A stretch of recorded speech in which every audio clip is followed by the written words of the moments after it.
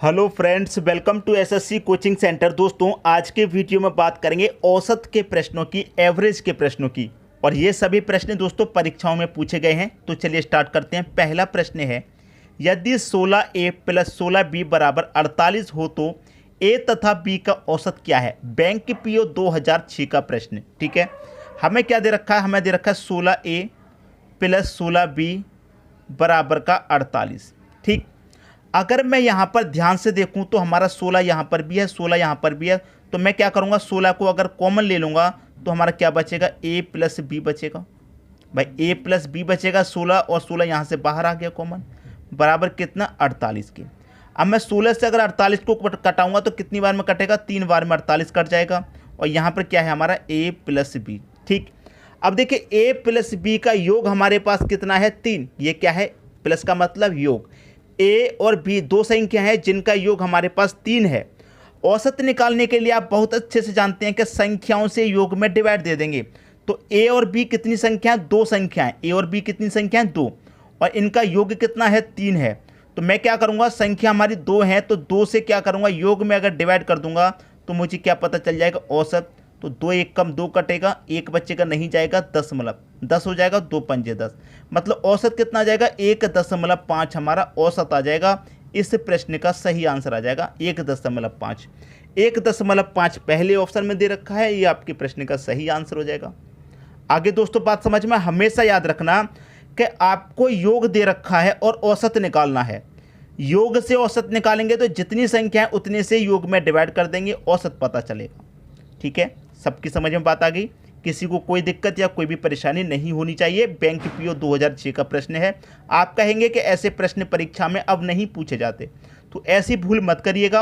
हो सकता है कौन सा प्रश्न कब एग्जाम में रिपीट हो जाए। ठीक है दोस्तों, अब देखेंगे अगला प्रश्न।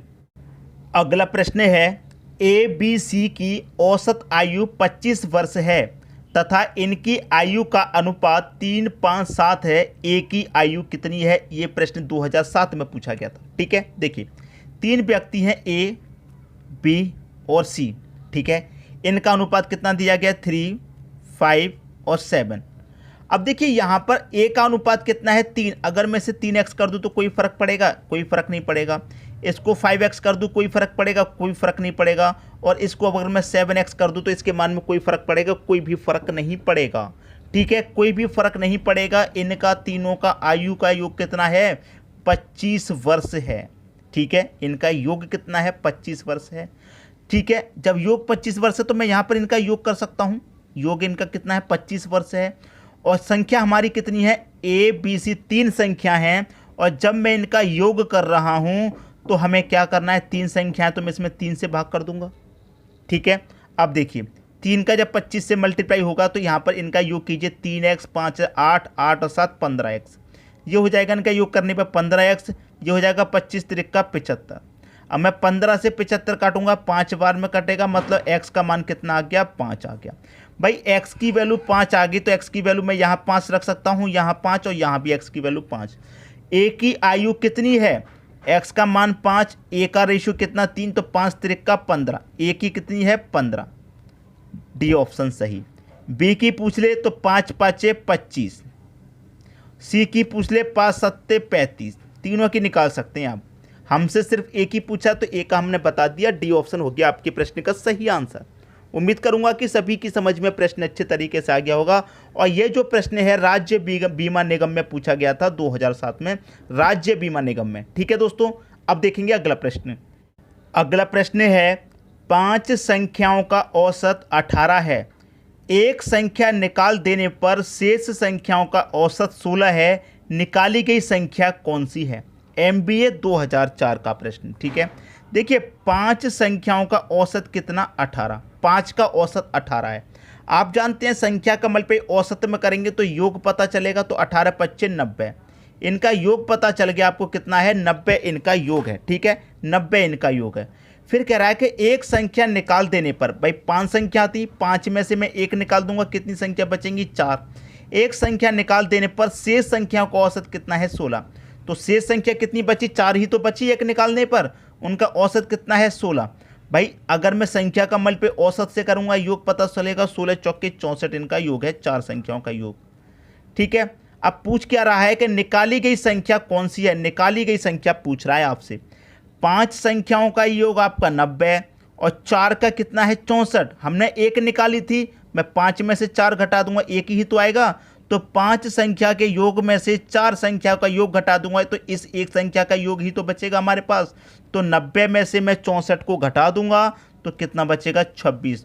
तो निकाली गई जो संख्या एक थी वो कितनी थी 26 थी। बी ऑप्शन आपके प्रश्न का बिल्कुल सही आंसर होगा। सबकी समझ में अच्छे तरीके से प्रश्न आ गया होगा, किसी को भी प्रश्न में कोई भी कंफ्यूजन नहीं होना चाहिए। ठीक है दोस्तों, अब देखेंगे अगला प्रश्न। अगला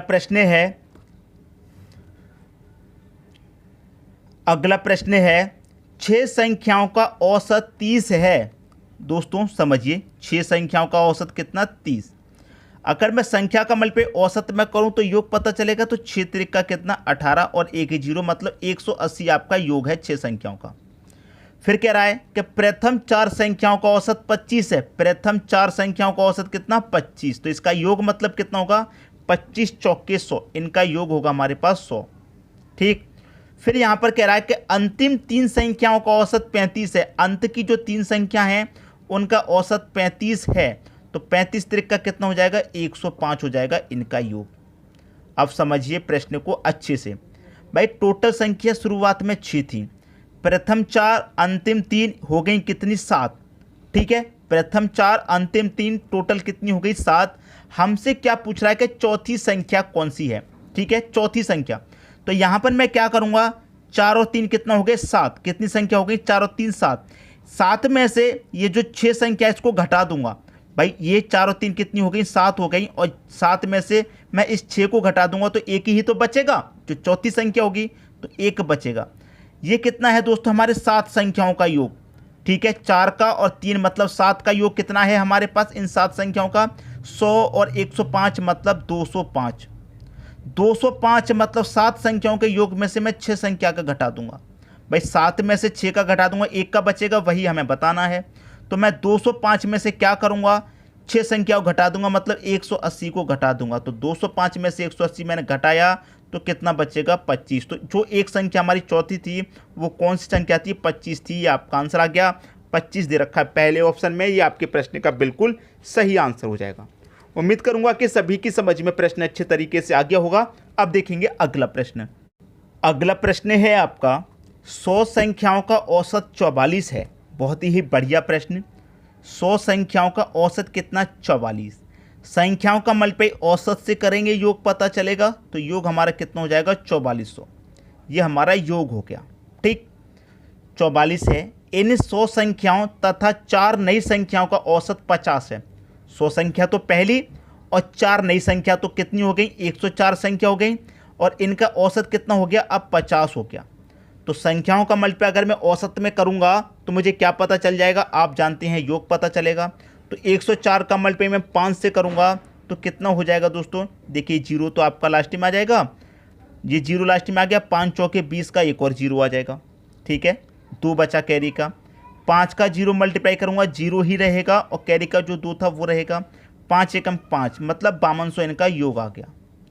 भाई 100 संख्याओं का योग हमारा 4400 है और 104 का 5200 है। क्या पूछ रहा है 4 नई संख्याओं का औसत कितना है। भाई 4 नई संख्याओं का हमसे औसत पूछ रहा है कितना है औसत। ठीक है, 4 नई संख्याओं का।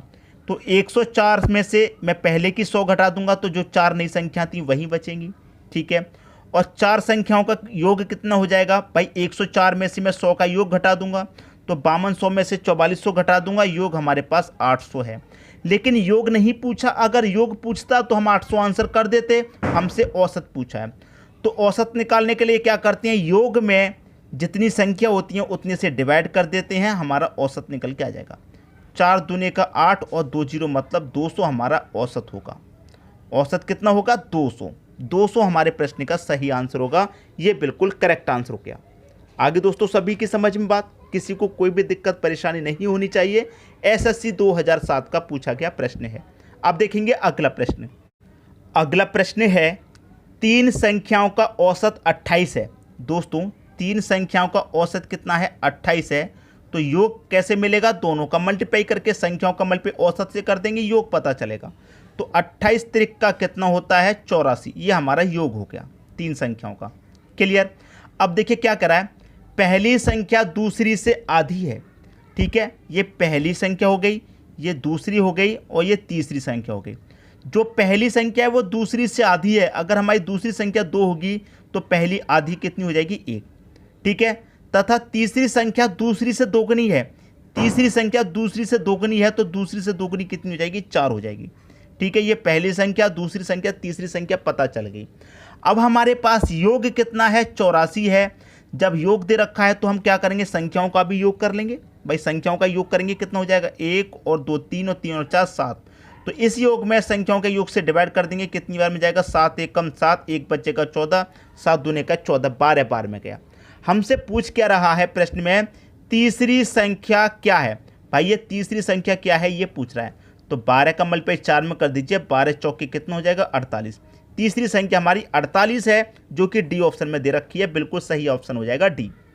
दूसरी पूछता 12 का मल्टीप्लाई 2 से, 12 दूने का 24 हमारी दूसरी संख्या, 12 एकम 12, 12 हमारी पहली संख्या।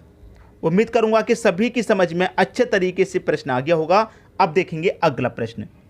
अगला प्रश्न है, 3 संख्याओं में पहली संख्या दूसरी संख्या की दोगुनी है। भाई 3 संख्याएं हैं, 3 संख्याएं हैं। अब मैं यहाँ पर सबसे पहले समझता हूँ हमारे पास तीनों संख्याओं का औसत कितना दे रखा है। भाई हमारे पास तीनों संख्या का औसत 56 है। औसत कितना है हमारे पास 56 है। तो मैं संख्या का मल्टीप्लाई औसत से करूँगा, योग पता चल जाएगा, ठीक है। तो 56 का मल्टीप्लाई 3 से करूँगा तो कितना हो जाएगा 168 हमारा योग हो जाएगा तीनों संख्याओं का, ठीक। 3 संख्याएं हैं तो ये मैं पहली संख्या ले लेता हूँ, ये दूसरी और ये तीसरी। आप समझिए क्या कह रहा है, पहली संख्या दूसरी संख्या की दुगनी है। जो पहली संख्या है वो दूसरी की दुगनी है। अगर दूसरी हमारी 1 होगी तो पहली दोगुनी कितनी हो जाएगी 2 हो जाएगी, ठीक। तीसरी संख्या की आधी है, हमारी दोगुनी है तथा तीसरी संख्या की आधी है। आप समझिए प्रश्न को अच्छे से देखिए, पहली संख्या दूसरी संख्या की दोगुनी, पहली संख्या दूसरी संख्या की दोगुनी तथा तीसरी संख्या की आधी है। तो तीसरी संख्या की आधी है पहली, तो तीसरी कितनी हो जाएगी 4, तभी तो ये पहली की दोगुनी और तीसरी की आधी हो जाएगी। क्लियर, इतनी बात समझ में आई।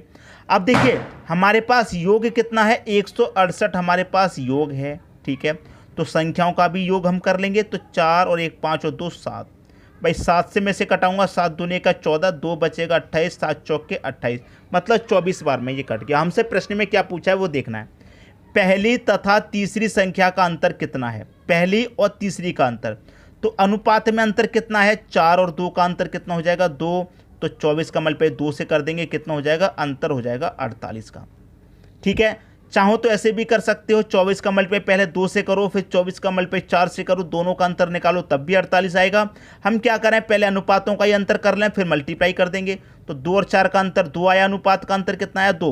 भाई 24 का मल्टीप्लाई 2 से कर दो, 48 आंसर हो जाएगा डी ऑप्शन, बिल्कुल सही। उम्मीद करूंगा कि जितने भी प्रश्न बताए हैं सभी आपको बहुत अच्छे तरीके से समझ में आ गए होंगे। किसी भी प्रश्न में कोई भी समस्या, कोई भी डाउट नहीं होगा, ठीक है दोस्तों। वीडियो देखने के लिए आपका बहुत बहुत धन्यवाद।